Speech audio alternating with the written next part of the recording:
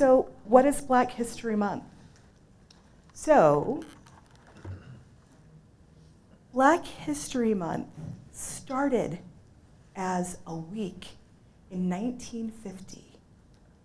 I want you to think back to 1950, and you have a generation of individuals whose parents, grandparents were slaves, and that are free people, and they're living all over the country, and they're not seeing their history or their stories told. And so we have this amazing historian, Carter G. Woodson, who decides that he wants to create a celebration to acknowledge the achievements and the value that Black people have brought into this country. Because namely the story that we hear is the story of slavery, right? But he wants to talk about the inventors, he wants to talk about the artists, he wants to talk about the writers, the politicians, all of these people who are fundamental to the American fabric, but whose stories sort of get left out. So it starts as a week, and the week that was chosen was in February, in part to honor two different people. One was President Lincoln, and the other was W.E.B. Du Bois. And so their birthdays were very close to each other, so he selected the week where those two birthdays fell, and that's how we get the beginning of Black History Month. And there were events and programs and picnics. And it started very small, but it got bigger every year, and bigger and bigger and bigger, until we just keep on moving through time. We get to the 50s, people are having this week plus celebration, and what happens is, and I need to look at my notes, we had leadership. I want to say President Ford recognized Black History as a month celebration, and that was a huge deal, right? Because this is the 70s. But it took till the 70s to recognize Black History Month as a month. Now there are people who get upset and say, why have Black History Month? Shouldn't it just be? Well, yeah, that would be awesome. But I'm gonna ask you another question. How many of you learned about Black people in history in the United States if you were raised here in the United States? Okay, so we've got some hands. I love in the back. There's a few folks, right? Okay, but what happens if suddenly we enrich the history we teach and show greater inclusion and perspective? And not just of Black people, but of all people. Suddenly the picture becomes very different because we've got conflicting viewpoints and value systems and ways of engaging. And so Black History Month becomes a way for us to begin challenging that, first a week at a time, then a month at a time, and now we can be much more aggressive in engaging Black history all year long, rather than just 1 month out of the year. So I'm grateful you're recognizing it this month, but it just opens the door of opportunity for you to recognize Black History Month all year long. So who knows this? Who knows what a poll tax is? I saw heads nod, and then people were like, oh no, don't call on me. I sort of know, but political science was a long time ago. Anyone? Yes? When they would tax Black people to vote? So yes, poll taxes were a tax that voters had to pay. But here's the thing, a poll tax applied to everyone, right? So this is important. Everyone had to pay the poll tax, but it disproportionately impacted Black people who were usually more economically challenged, and so it made it harder to pay that tax so that you could vote. And although voting rights were extended to folks, you had to pay this poll tax, and it gets tricky and complicated if you don't have the extra money, right? So it was a way to say, yes, you can vote, but here's a way we're gonna withhold that vote from you and make it your fault because you should just make more money, right? look at this receipt. It's a poll tax receipt from 1930.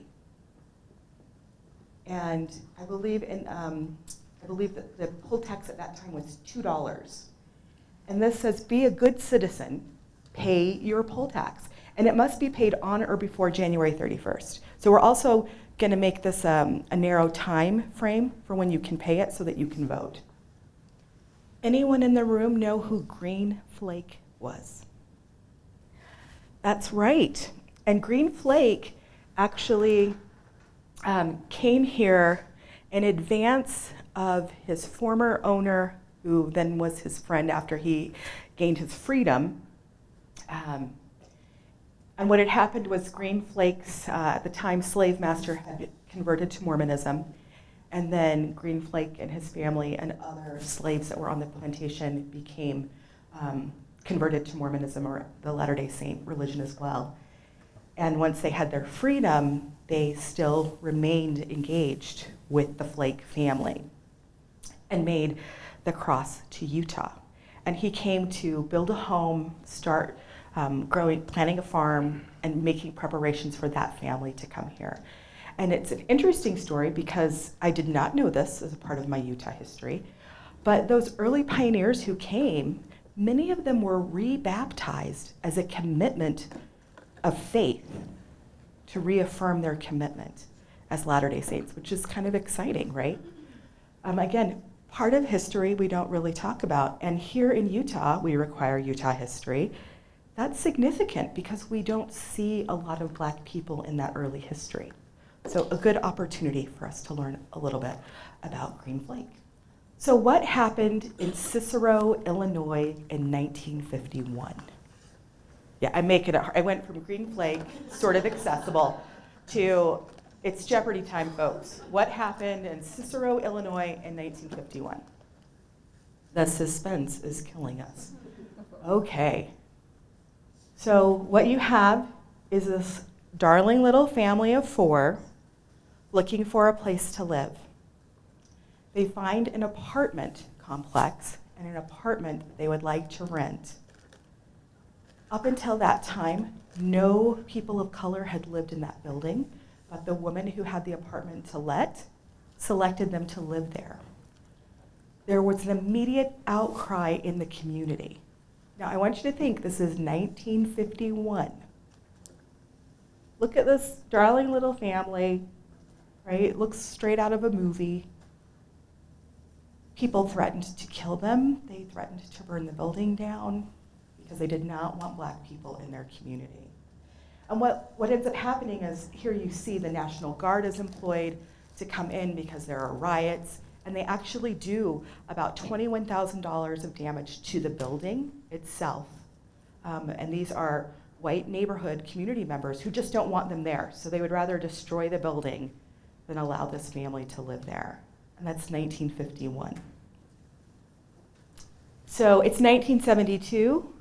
We're at Southern University. There is a shooting.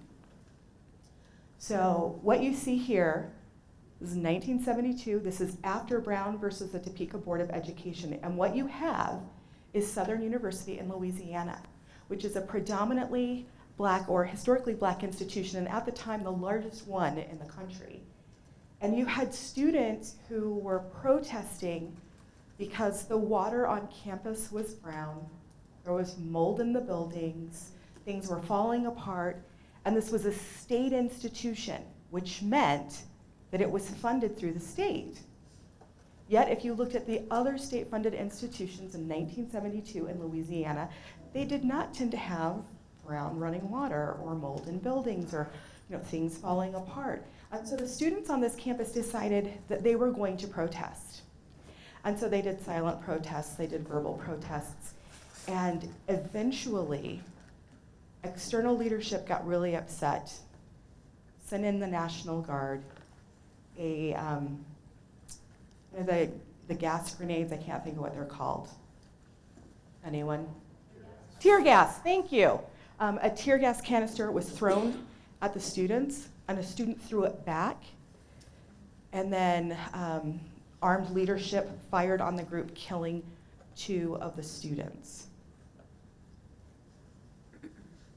We really don't talk about this in history, about American history and education. And yet this is after Brown versus Board of Education. And so what this situation was doing was bringing back to light, separate is not equal, right? We say we have these separate institutions that we are creating for equal purposes so that everyone can get an education, yet we don't support them in the same ways. So just another example. Again, 1972. Who knows about the black codes? Yes. They were restrictive laws designed to limit the freedom of African Americans and ensure their availability as a cheap labor force after slavery was abolished during the Civil War. Absolutely. So again, we have freedom, but kind of how free is it, right? So then we go from slavery to the black codes, which create limitations on how you can work, where you can work, how you can live, all of those sorts of things. And as we start moving through those black codes and challenging them, they become codified into Jim Crow laws. And Jim Crow laws were enforced or legalized racial segregation. So even though we've had a war, we've decided, okay, we're all people. We've decided we may all be people, but we aren't all people with the same value. And so we had the black codes. Separate but equal was determined to be against the Constitution, and it violated the 13th and 14th Amendments. But there are still black codes on the books. So you can go in particular to the South and look for the black codes in the laws and still find them there. And it's interesting even here in Utah where you can look at getting slavery out of Utah's Constitution. Slavery was still in Utah's Constitution until pretty recently. I thank Sandra Hollins for helping us get rid of that. Buffalo Soldiers. Anybody know the Buffalo Soldiers outside of the Buffalo Soldiers song by Bob Marley, who, I love that song. The Buffalo Soldiers were 6 cavalries that were all black cavalries, and they were created after Congress passed the Army Organization Act. And I'm sorry, that 2017 should not be there. That was me cutting and pasting something else, I'm sorry. But these regiments were created, and they were about the expansion of the American West. And so this is after the Civil War. We have these Buffalo Soldiers that are addressing Indian issues at the time, is what they would have been called, and making sure that people were safe. So I want you to think for a minute about your favorite Western. You may have one. I have one. I pretty much love anything with the Duke in it, but that's just me. That's just me. But I want you to think about the Westerns you know. And close your eyes for a minute. I want you to get a good, strong image in your head. When you think about the American West, who do you see there? Custard. Who don't you see there? You tend not to see black people. And yet, these cavalries were significant. They were over huge swaths of territory trying to maintain order. But we don't hear those stories or see those images. And this is one of the photographic images from the time. These are all Buffalo Soldiers, right? And just a side note, have any of you heard of the Black Rodeo? You've heard of the Black Rodeo. Okay, so the first time I heard of the Black Rodeo, I was in Illinois visiting my cousins, and my Uncle James said, "Oh, we're going to the rodeo." And I said, okay. So we go to the rodeo, and every person in the rodeo was black.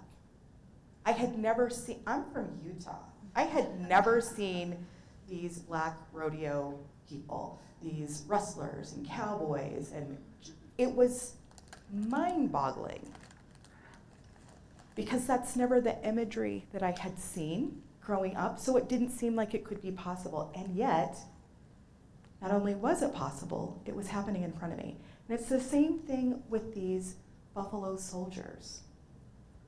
the fact that they exist as a part of our history and are the precursor to the Tuskegee Airmen in World War II, who are the all-black air military force, saying, yes, we too fight for this country.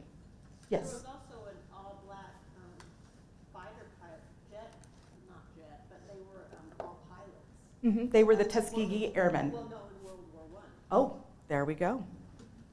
So again, wonderful that you know, but we should all have more familiarity with that, right? Because when we talk about American history, it's all of our history. Does anyone know what MOVE was? So in 1985, I was 11, and my mom is from Philadelphia. And this photograph shows row houses in Philadelphia, and that area is called Osage Avenue. In that neighborhood lived a radical environmental slash, and some people would say social justice, some people would say anti-government group, and they lived in a row house. Now, I was in my grandparents' row house, a gorgeous 3-story brownstone with no air conditioning in a Philadelphia summer. I survived, but barely. But I need you to know that as a child visiting Philadelphia, which I did every summer as a kid, I never worried about my safety, outside of like not running in the street or something like that. This becomes a turning point in time for me personally, because at 11 years old, I learned that city leadership could decide to drop a bomb on a house, and rather than putting the fire out, they would let it burn, not just that house, but that entire swath in the center, all of those homes, destroying people's lives. And the mayor at the time happened to be a black man. His name was Wilson Good. And he was the one who approved the dropping of that bomb on that house. And I remember seeing the fire as a little kid. I remember my cousin, who was younger than I was, being terrified of helicopters because helicopters dropped it. And we're watching this on Philadelphia News at home as it happens. And that was 1985. So I want you to think about some of the tensions that we experience socially today. That's not very long ago. And just as a follow-up, so that entire area clearly is devastated. It's decimated by this bomb. The city comes in and says they're going to build all new houses to replace these homes for the people who live there. Yay, this is very good. But people lost everything they had because their houses all burned down with everything in it. Well, they built these homes, but they gave the contracts to shoddy contractors. And so when people moved back in, very quickly they determined that these were not habitable homes. There was pressure against the city of Philadelphia to repair the homes. The city said that they had done their due diligence by providing the homes for folks. And there was this serious push-pull. What ends up happening is the Army Corps of Engineers goes in to evaluate the homes to determine were they habitable. And they come back and basically say, it all needs to be destroyed. It's dangerous, it is hazardous for people to attempt to live in these places.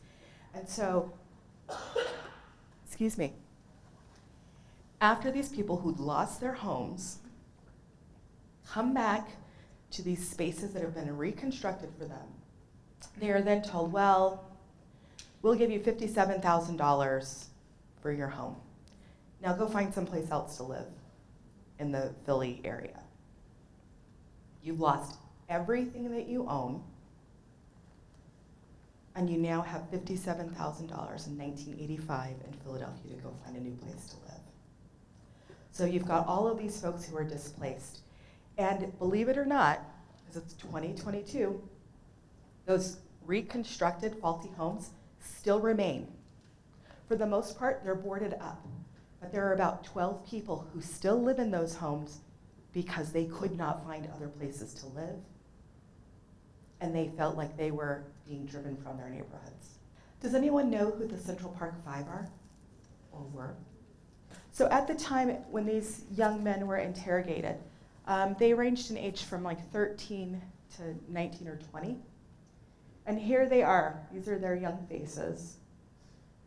They are arrested because there had been a sexual assault of a jogger in Central Park.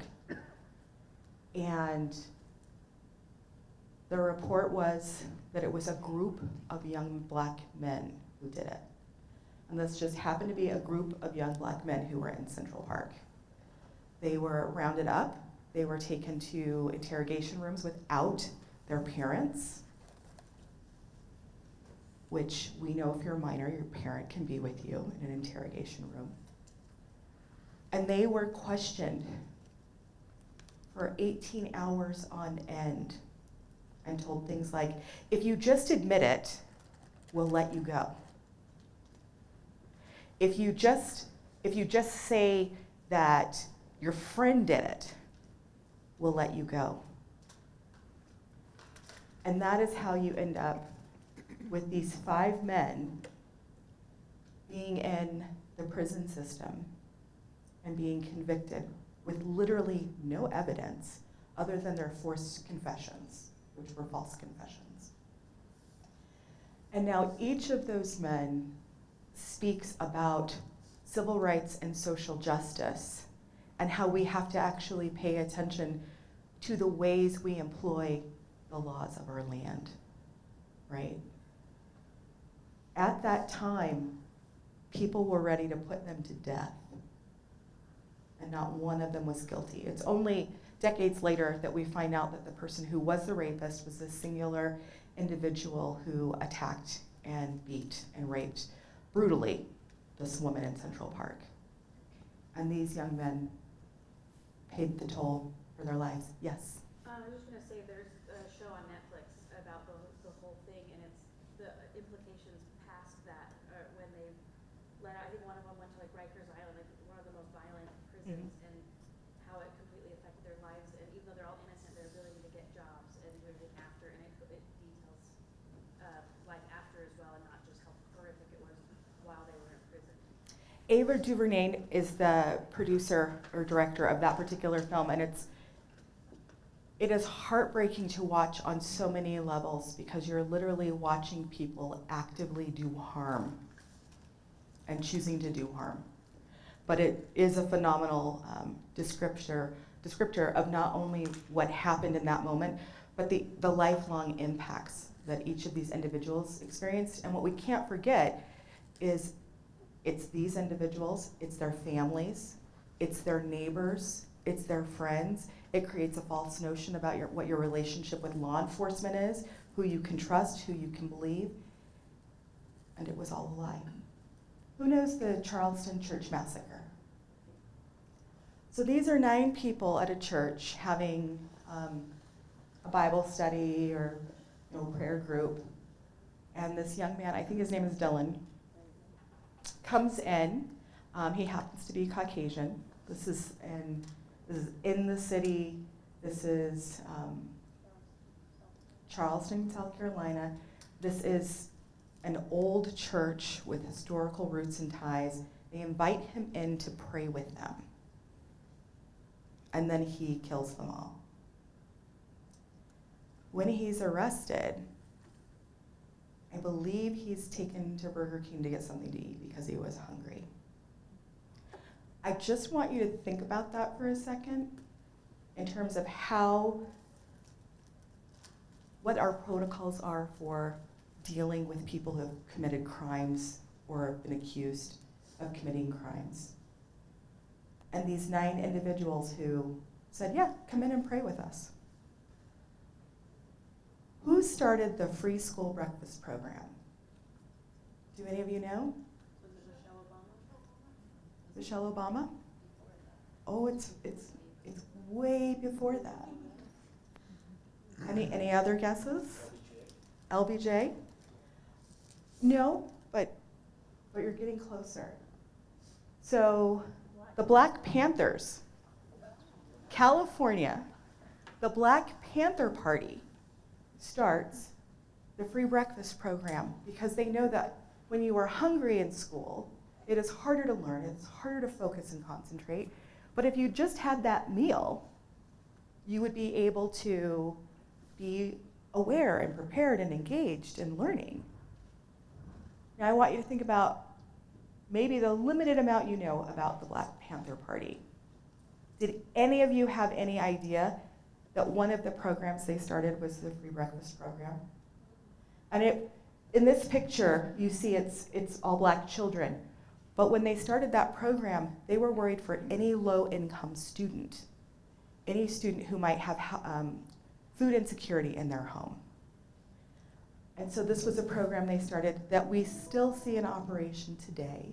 We now have free and reduced breakfast and lunch.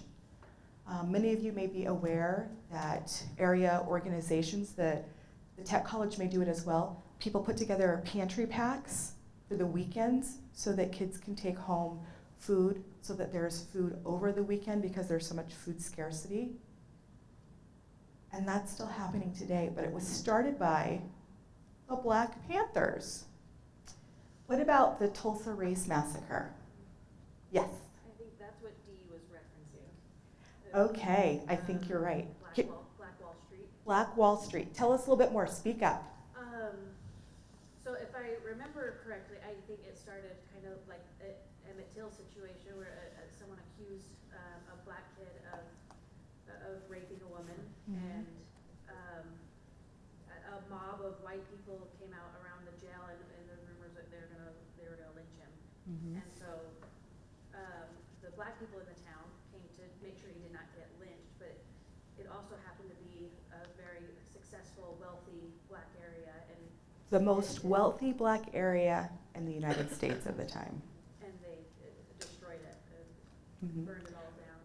Burned it to the ground, decimated this community of educators and doctors and lawyers and business people, and then pretended like it never happened.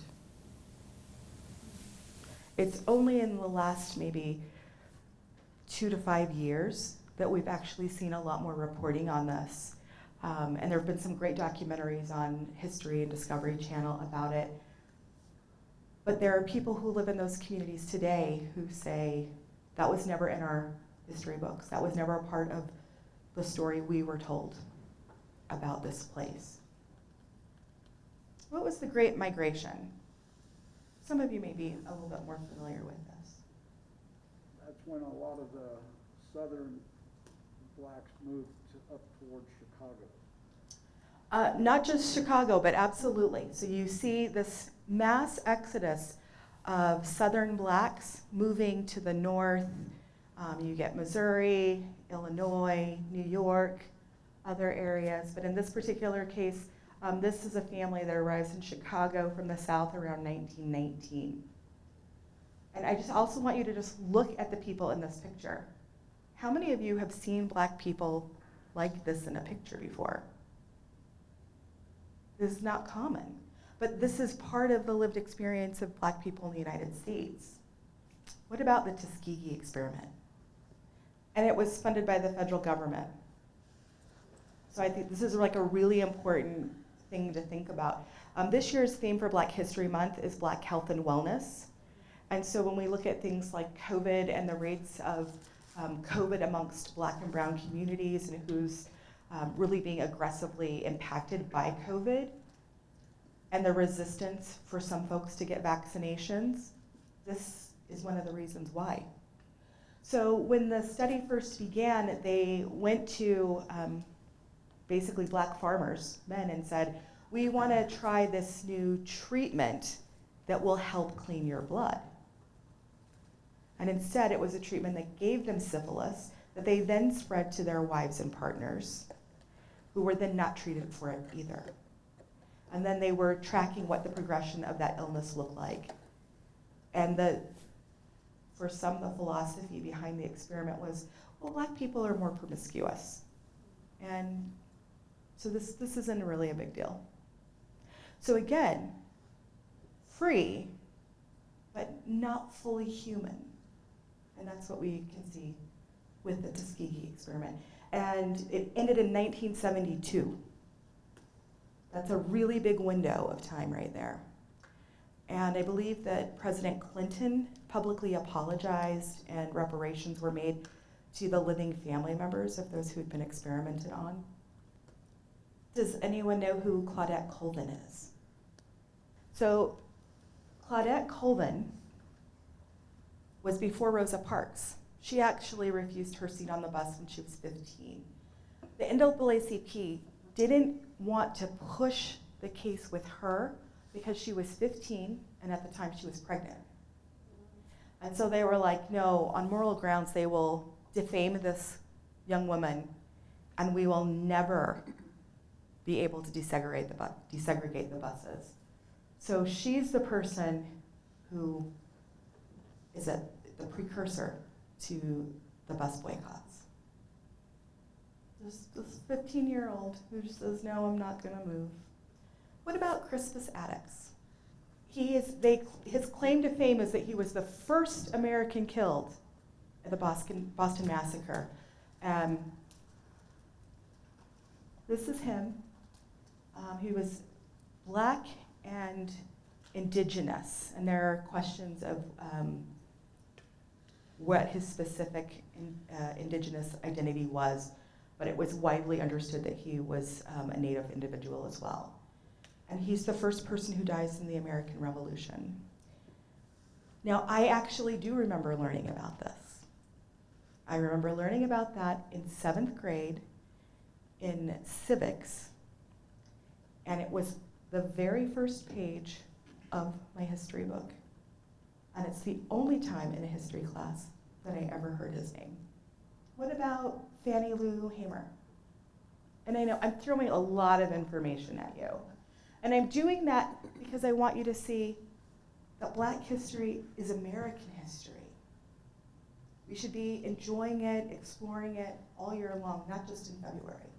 Although it's nice for us to kind of acknowledge things now. So Fannie Lou Hamer was sick and tired of being sick and tired. She was this amazing Black woman who had a very rough childhood growing up on sharecroppers' lands. She married her husband. When she was a young woman, she went to the hospital to have a cyst removed, and instead they gave her a hysterectomy, which was so common in the South, they were called a Southern appendectomy, because it was just the way to stop Black people from having children. So she and her husband end up adopting 2 little girls, and they are sharecroppers, and they live and work on a farm. And she becomes radicalized because she goes to a voting rights event and decides that she wants to vote.